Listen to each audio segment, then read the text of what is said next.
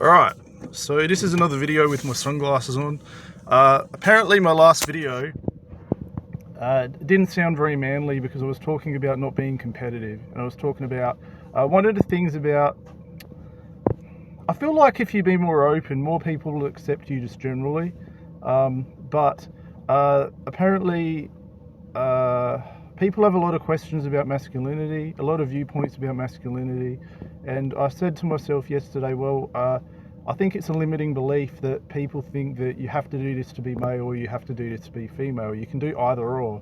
Like, it doesn't really make a difference what it is that you do. It's all about what you think about.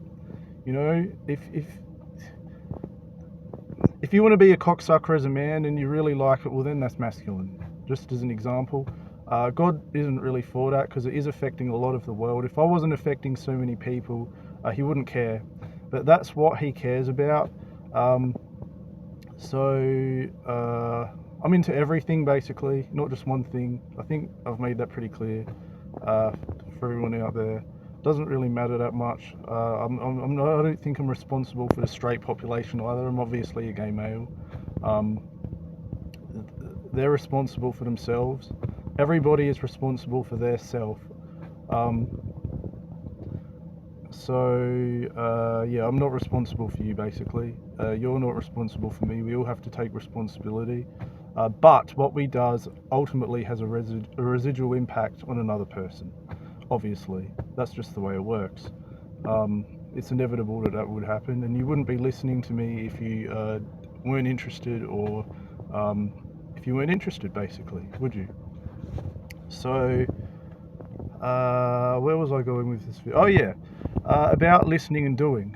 It sounds very submissive, doesn't it, really? But I guess the analogy I have is if you're in the army, that's what you do. You listen and do to your superior. If you go to work, you listen and do with your boss. You listen and do at home when you're around your parents, unless you're very rebellious. I do have a bit of rebellion in me, which is also seen as masculine, I suppose, but it's all about balance. If I was to just listen to my spirit guides all the time and to God all the time,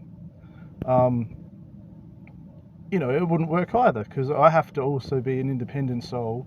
If I'm hungry, they don't say, they never tell me, go eat food. I have to do it.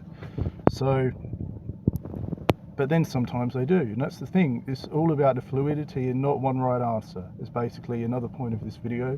But to listen and do, you're basically a man, is what I always get told. Like me going to the bottle shop, I wanted to buy beer because I like beer. I went last night, and then I looked at wine, and God immediately said, pick that one. I was going to pick a different wine, and he said, pick the dry red. I ended up really liking dry red.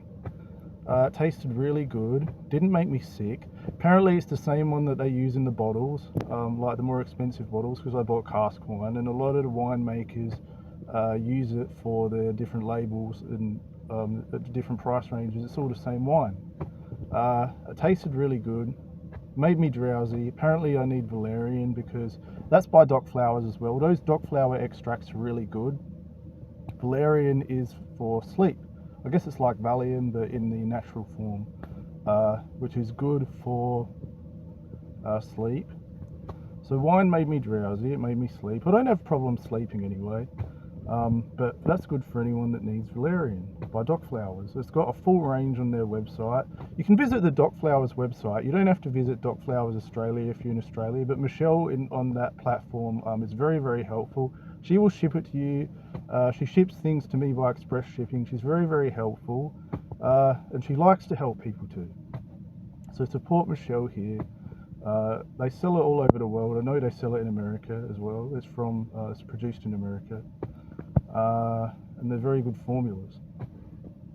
So I've completely gone off on a tangent, but that's what makes these videos interesting. If you ever want to do YouTube, don't be too rigid about it. Go off on those tangents, because that's your information platform. When you go off on a tangent, that's like a child daydreaming in the schoolyard. That's all from their intuition, and that's when they're in the information platform. So that's what imagination is. It's you basically channeling without knowing it.